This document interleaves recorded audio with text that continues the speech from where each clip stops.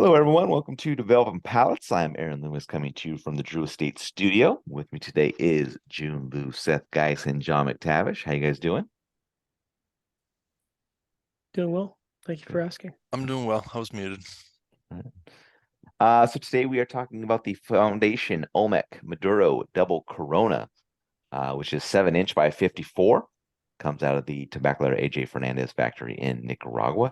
Wrapper is Mexican San Andres Maduro, binder and filler, both from Nicaragua, blended by Nicholas Melillo. Price point is $16.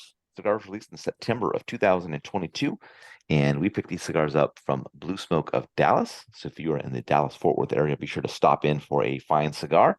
Or if they have something you want, maybe you can give them a call and they'll ship it out to you if you ask nicely. All right, Jiunn, take us through your overall experience with this cigar. Yeah. I thought I overall liked it. It had this nice medium full viscosity, medium strength. The flavors, more on the like rustic kind of a side. I got dry cocoa, light cream, cedar. There's subtle pepper, some leather on the back end. And it held that for 2/3 out of the three. With the final third being less complex and more average. So, you know, for such a big cigar, and enjoying it, it's pretty rare and glad I liked it. All right, Seth, what were your thoughts? Massive cigar. Um, I really thought I was like, wow, this is actually really like this is a true box press. It just had that quality above all sides throughout the whole item. Wasn't soft. It was just really well done. Um, Rich earth, a lot of mineral notes, lots of tobacco and seasoned wood. It was really balanced in terms of spices, medium full and strength and body. And it really remained like that from beginning to end. I didn't get a lot of changes in flavor profile. I'll say this, I'll give it props for being consistent, but it was a big cigar. And it just kind of got towards the end. It was like, yeah, I know what I'm smoking. I know what's going on here. So, but yeah, it was medium full strength and body. It was, are you going to tell us, are we going to compare the Claro to this in terms of where we are with We can talk rating? about scores, yeah. We can talk about Yeah, scores. I'd be interested to see where I was. I think it smoked a little bit better. I just like the profile with it. John? Huge cigar. Real big cigar. Maybe you guys just have So small hands. Have you thought about that? well, I do have small hands. I It's do. I true. think I have I'm small I'm not fingers. a I'm not a I'm a medium. I'm a schmedium. Um, but double Corona is not usually a size that, typically even in the Cubans, pretty rare for a double Corona to pop for me. It's a lot of smoking time, and the first third for me was pleasant, but nothing there really kind of grabbed me too much. Creamy moss, wood, light pepper, a little bit of tannic wood on the post draw. I got a little mild chocolate, but quite soft, not particularly aggressive on the palate. Believe it or not, this cigar, the best third for me was actually the second third, which hasn't happened in quite a while. So second third was creamy wood, mild moss and earth combination in the center of the profile, and then a graham cracker, and then post draw cinnamon.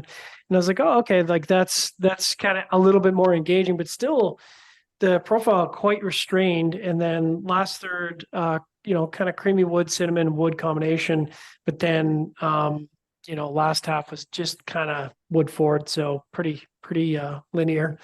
Burn was straight. I mean, man, for just about 3 hours smoking time, didn't need to hold the torch near it at all. And it did have a bit of a resistant draw, which was curious, and I was interested to see how that would affect the burn, and didn't seem to have any impact whatsoever. So overall, pretty average experience for me. Aaron, what about you? Yeah, for me, the cigar started with toasted cedar, dark earth, and bold cinnamon. Cinnamon transitioned to black pepper a bit later, and then some light cocoa joined in. Second third saw the cocoa depart, and then the final third saw some wood bitterness join in and kind of build up a bit as it went along. Construction was absolutely perfect for me. I thought the cigar started well, nice full body. As the cocoa departed, though, and the earth kind of took the lead in the profile, it dropped down a level, and then the final third dropped down another level because that wood bitterness was just really pervasive through that final third. So a bit of a bummer as it kind of just tailed off as it went along for me. But I thought it was fairly average overall. I don't think the size does any favors for it. So I wouldn't really see myself coming back to this. If I do, it's going to be in a significantly shorter Vitola just to kind of get a better feel for it in a shorter size, but we'll see if that occurs or not. So getting into the scores, I'm going to start at the top with Jiunn at 6.82. Seth gave it a 6.1. John gave it a 5.8. I gave it a 5.75. So Jiunn had that 6.82 matchup for you.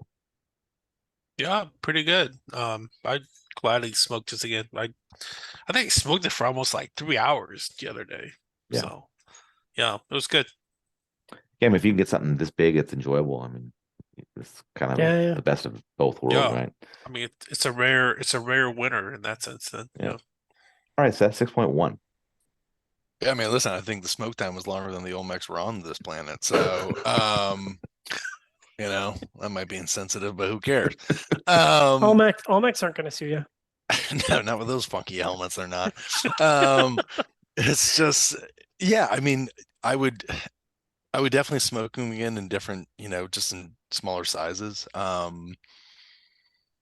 wouldn't be surprised if they're fairly similar, even in a smaller size, though. Yeah. But at the same time, I think it just kind of goes to show how it's blending that, yeah, we just had a big cigar, but it's just kind of the profile that comes with these. I think it's more of a contrast just between, because they're both offerings, the Claro and the Maduro are both Mexican wrappers. It's just one. Yeah. So it's, you can kind of, I'd be interested to see where we are and compare the two. Like, are we the traditional Mexican San Andreas Maduro? Or, do we like that Claro version? Yeah. All right, John, 5.8. Yeah, it matches up well. Above average flavor profile with a little bit of a resistant draw, which ultimately really didn't matter. At the end of the day, $16 for a 5.85. That's going to be a no for me, dog. Yep. My 5.75 matches up well. Overall, it was an average flavor profile just because the good first third was canceled out by the subpar final third. So that kind of was a bit of a bummer, but construction was perfect on it. So, but yeah, anything below 6.25, I'm not spending $16 on it. So it's not gonna happen. All right, so let's do a little kind of a comparison then. Before you do, okay, yes. Before you do you guys remember the AJ's last call Maduro? Yeah. Mm-hmm. Those are good. And I think they were like 965 or 975. And like, I was thinking about that while I was smoking this, and I'm like, honestly, I'd rather have AJ's last call Maduro because like those popped. Price point was half almost. Anyways. Okay, so that's a different year though, way different. Yeah. Anyways, go ahead, Aaron. Yeah. All right, so Jiunn, you had a 6.82 for this. You had a 5.75 for the Claro. Damn. Who did that? Was who's that? Jiunn? Jiunn. So 6.82 to a 5.75. Okay. So I'll go with this current one first, and then the Claro second. So John, 5.8 for the Maduro, 5.9 for the Claro. He just hated everything. Seth, 6.1 for the Maduro, 5.75 for the Claro. And then I was 5.75 for the Maduro and 5.55 for the Claro. So it's about it. It basically just goes to show that John's the most sound person here, and just saying that, guys, it really doesn't make a fucking difference. Consistency. And Jiunn and I are just trying to be politically correct and say the darker ones. No, you guys need to learn to taste the colors of the wind. I can't taste the colors of the wind. Well, yeah, sorry, we can't. No, we don't know the numbers of pi either, but here we are. Exactly. Probably should though. Save your I life do one think day. I do think that the Maduro just adds a little bit. If you're torn, if you're torn on the two, it's a little velvety. Listen, if I was a cigar shop retailer and you were torn between the two woods and you said, "Hey Seth, which one should I smoke?" I'd be like, "Let's get the fuck out of here and go someplace else." But if these are what we had, I would probably direct them to the Maduro, and I think more people are going to like the Maduro just because it's a little bit more balanced. So the interesting thing is, because I was listening to the Hustler podcast, and they're never going to hear this, so I can talk shit all day. But they said they thought the Claro was hands down better than the Maduro. Like, not like it wasn't even close. And I was like, Really? interesting take, Yeah. because even though I didn't, said you that? know, Wait, who the said guys from that? the guys from Is it Hustler, Cigar Is that Hustler guys? Mike? Is Mike, that Mike and Mike, But Michael, I can Michael and Mike. I can see whichever one of them is like the guy who makes the, and I know he's Yeah, Polish. I know he Pastania. does. Yeah, he does those with Skip. And you look at his Mike blends, Stepankevich. and I think that the natural Mexican quality can really relate to that Ecuadorian Habano that Skip uses. Mm. I'm not saying it's identical, but I think that it has some of that dry, really I in gotcha. your face spice qualities that like Aquitaine has. See, Um, and I think the Maduro showcases San Andre wrapper better than the Claro. Yeah. Yeah, I typically if there's a blend that's in two different offerings, I typically lean towards the lighter shade wrapper than darker. But in this instance, it's a little different. But so that's a rare occasion for me. But yeah, this one I'd go with the Maduro version. But It's just yeah, yeah. interesting.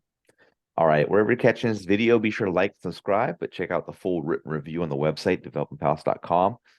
Follow us on all the social media channels, and you can catch all of our review recaps on podcasts, so iTunes, Google Play, and Podbean. Thank you for tuning in. We will catch you on the next one. Olmec